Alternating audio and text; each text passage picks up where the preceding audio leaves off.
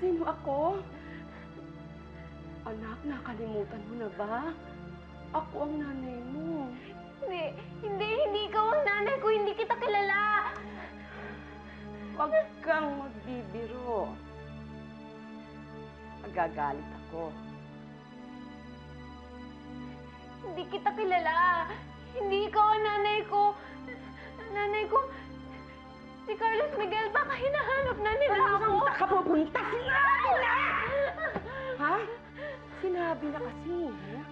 Hindi ka makakaalis at hindi ako papayag! Hindi ko alam kung ano ka ni Agnes. Pero labas na ako sa inyo. Ngayon, ilalabas mo ba siya o mag-aaway ulit tayo? Ano sa akala mo? Puro nga kita. Magtawag ka pa ng kakampi.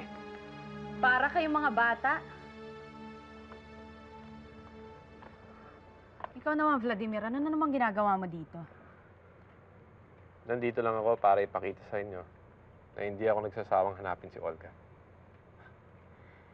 Alam mo, bago mo hanapin ang kapatid ko, asikasuhin mo muna asawa mo.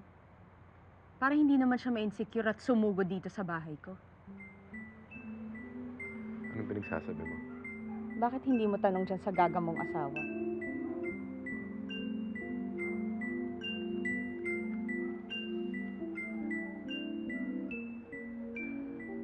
Ganun ba? O sige. Balitaan mo na lang kami. Maraming salamat, ha? Ramon? Anong sinabi ng kausap mo? Hindi daw nila makita si Jose Enrique. Saan naman kaya nagsuot ang batang yun? Ma'am, hindi mo kaya nakidnap yung alaga ko? He! Magtigil ka nga dyan! Baka magkatotoo yung sinasabi mo.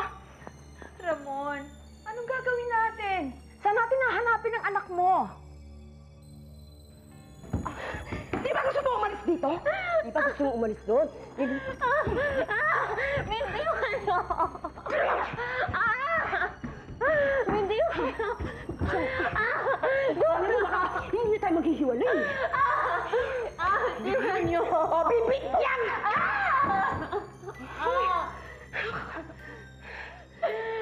Pinipikon mo ako eh. Hindi ka dapat nasasaktan eh. Tigas kasi ng ulo mo eh. Hindi ka magtanda. Pakabait ka, ha? Kaalis, diyan ka lang, mabulok ka!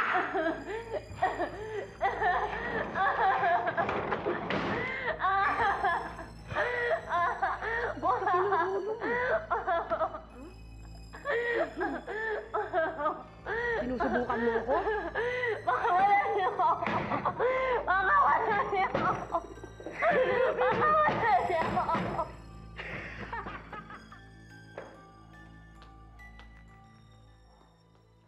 Ang aga mo naman ata. May masama akong balita. Buhay si Cecilia.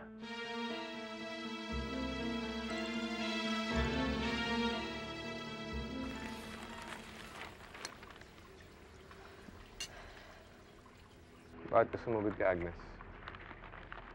Bakit? Nagsumbong ba siya sa'yo? Nagsiselos ka ba sa kanya? Oo, nagsiselos ako. Dahil nararamdaman ko na may dahilan ako para magselos. Charity, ikaw ang asawa ko. Ikaw lang ang mahal ko. Ilang beses ko ba sasabihin sa'yo na wala na akong pagtingin kay Agnes? Na hindi ko na siya mahal. Vladimir, minsan, iba ang sinasabi ng bibig kaysa sinasabi ng puso. Ang pagkakamali mo, nabasa ko ang puso mo.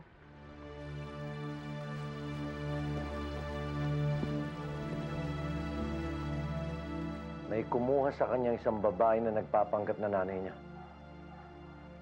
Sino? Kilala mo? Hindi. Tulala kasi si Cecilia eh. Kahit kanino, sasama. Wala kasing nakikilala. Kailangan mahanap mo siya, Tito Wancho. Hindi pwedeng makabalik si Cecilia dito. Guguluhin lang niya si Olga at si Carlos Miguel. Sa akala mo ba papayag ako? Mahanap ko lang si Cecilia. At kung sino man yung Viola na nagtatago sa kanya, pipilipitin ko ang leeg nila.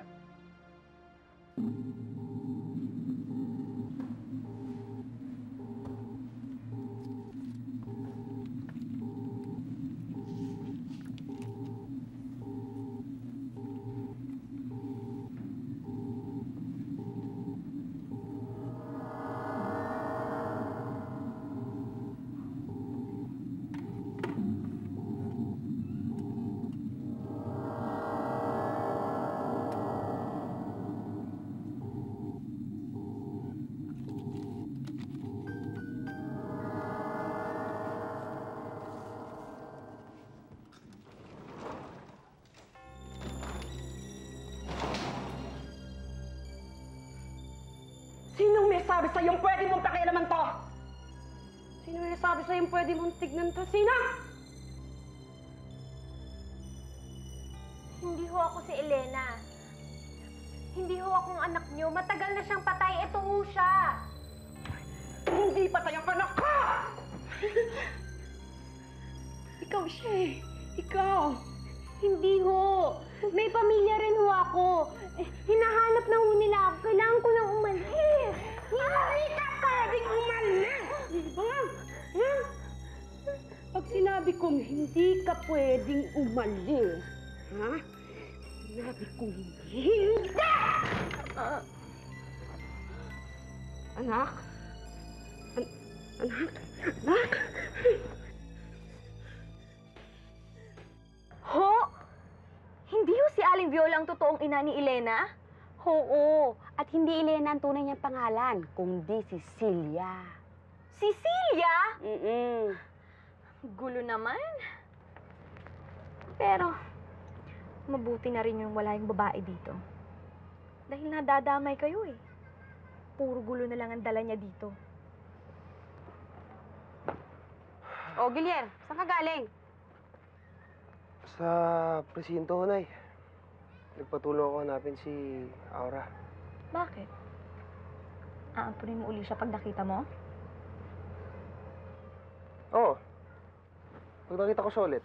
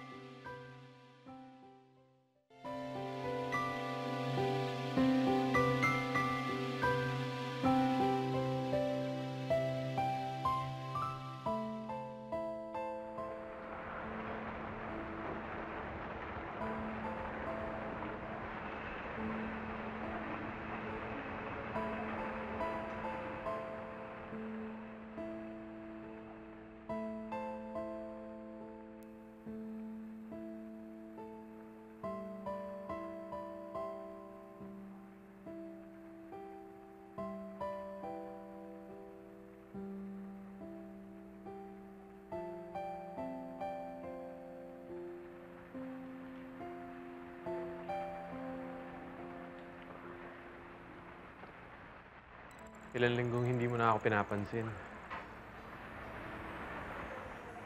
Nahihirapan na ako. I'm sorry kung napabayaan kita. Hindi maniwala ka. Wala na akong ibang interes kay Agnes kundi ang kapatid niya.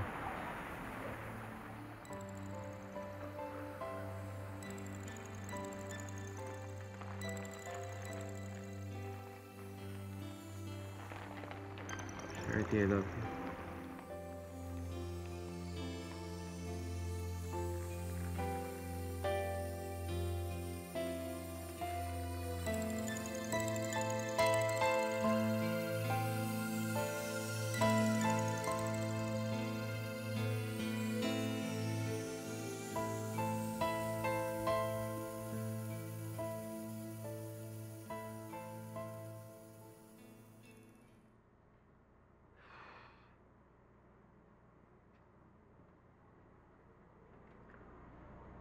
Juancho, si Eloisa ba hindi mo napansin sa labasan?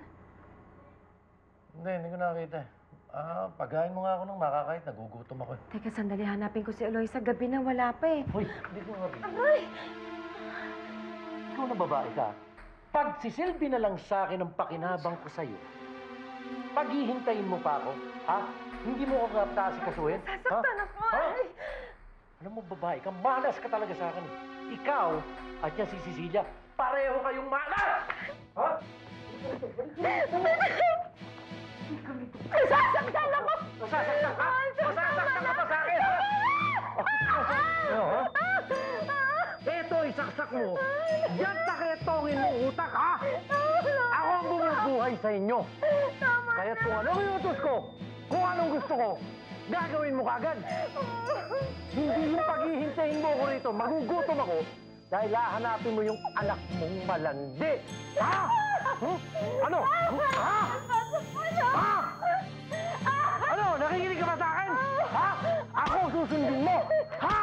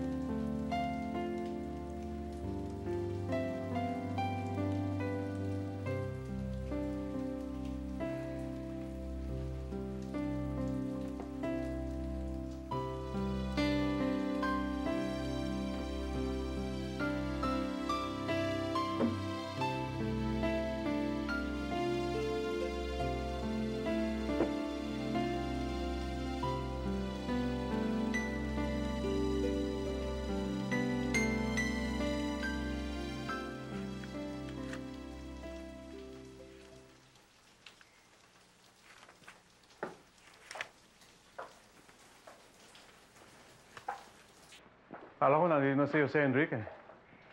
Ikaw lang pala. Ramon, walang masamang nangyari sa anak mo, Ramon. Winidraw niya lahat ng pera niya sa bangko isang araw bago siya umalis. Hindi siya na-hold up, hindi rin siya na-kidnap. Ayaw lang niya talaga magpakita. Pero nasan siya?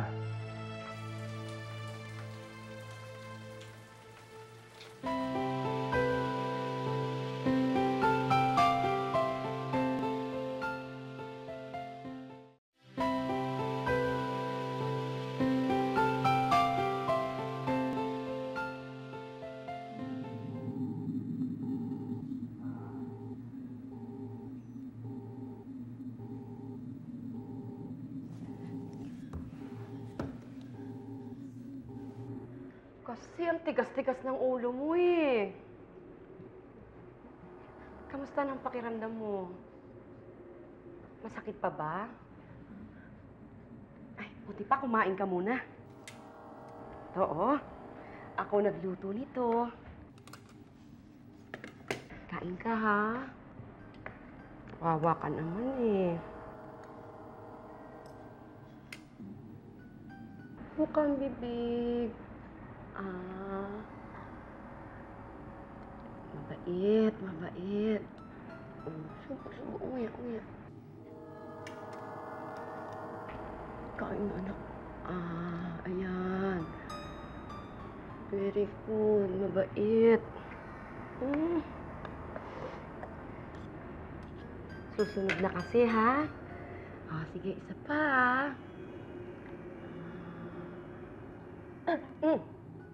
Ay, sorry. Ay, teka. Sandali, anak, ha? Kukuha akong tubig.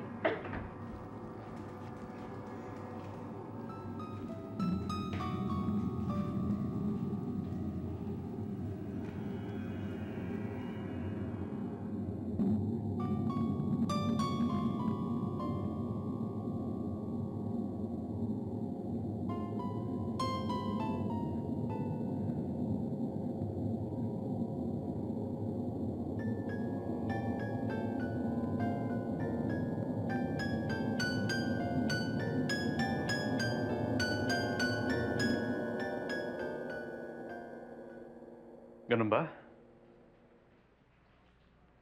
Sige, Julian. Thank you, Ano sabi? Magugulat ka sa binalita ng travel agency. Ano? Nasa Amerika daw si Jose Enrique. At tinulungan pa nga niya kumuha ng ticket paalis. Ano? Bakit hindi siya nagsabi sa atin na may plano pala siya pumunta ng Amerika? Hindi man lang nagpaalam. At saka ano ginagawa niya doon? Hindi ko alam, Victoria. Hindi ko na alam kung ano nasa utak ng anak mong yan.